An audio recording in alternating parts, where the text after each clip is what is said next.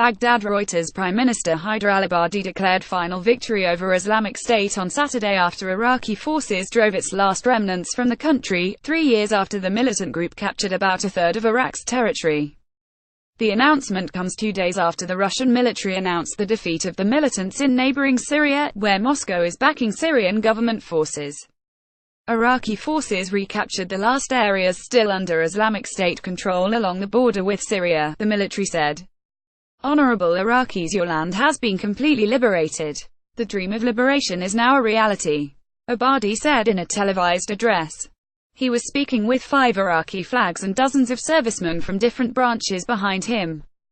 We have accomplished a very difficult mission. Our heroes have reached the final strongholds of Daesh and purified it.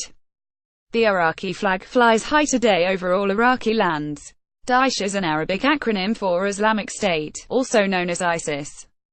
Several squadrons of Iraqi helicopters flew over Baghdad carrying Iraqi flags at noon, in an apparent rehearsal for a victory parade that Iraq is planning to hold in coming days. The government said the declaration meant Iraqi forces had secured the western desert and the entire Iraq-Syria border, and marked the end of the war against Islamic State. Abadi declared Dec. 10 a national holiday to be celebrated every year. State television aired celebratories praising government forces and militias, and showed scenes of celebration on the streets of Baghdad and other provinces.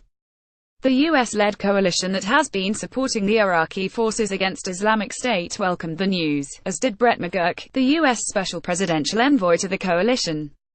We congratulate the Prime Minister and all the Iraqi people on this significant achievement, which many thought impossible, he said in a series of tweets. We honor the sacrifices of the Iraqi people, its security forces, and the Kurdish Peshmerga, and admire the unity in the ranks that had made this day possible. The U.S.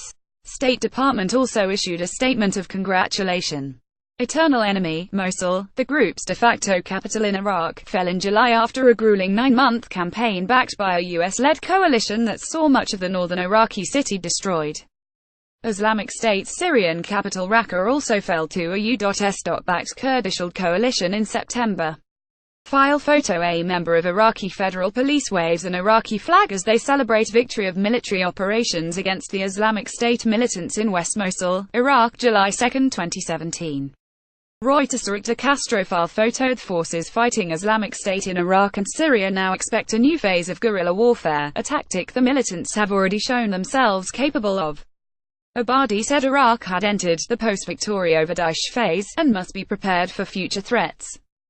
Daesh's dream is over and we must erase all its effect and not allow terrorism to return. Despite announcing final victory, we must remain vigilant and prepared against any terrorist attempt on our country, for terrorism is an eternal enemy. The war has had a devastating impact on the areas previously controlled by the militants. About 3.2 million people remain displaced, a UN statement said on Saturday.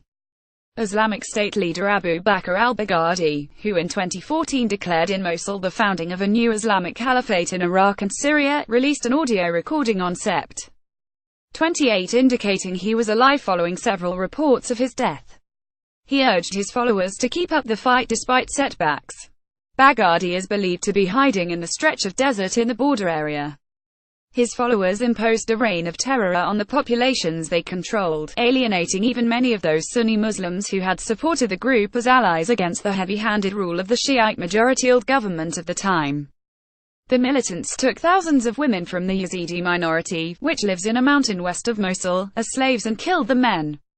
Future challenges driven from Mosul and Raqqa, Islamic State was progressively squeezed this year into an ever-shrinking pocket of desert, straddling the frontier between the two countries, by enemies that include regional states and global powers. In Iraq, the group faced mainly U.S.-backed Iraqi government forces and Kurdish Peshmerga fighters, and Iranian-trained Shiite paramilitaries known as Popular Mobilization. Abadi praised the Popular Mobilization Forces (PMF) and Iraq's top Shiite cleric Grand Ayatollah Ali al-Sistani, whose fatwa calling volunteers to fight Islamic State led to PMF's creation. Still, the Prime Minister said the state should have a monopoly on the use of arms.